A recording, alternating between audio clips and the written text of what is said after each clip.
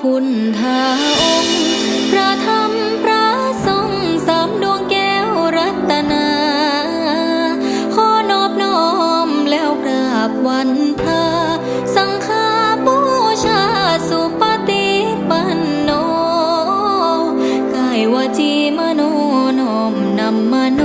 สุปฏิปันโนแห่งเมืองนาคร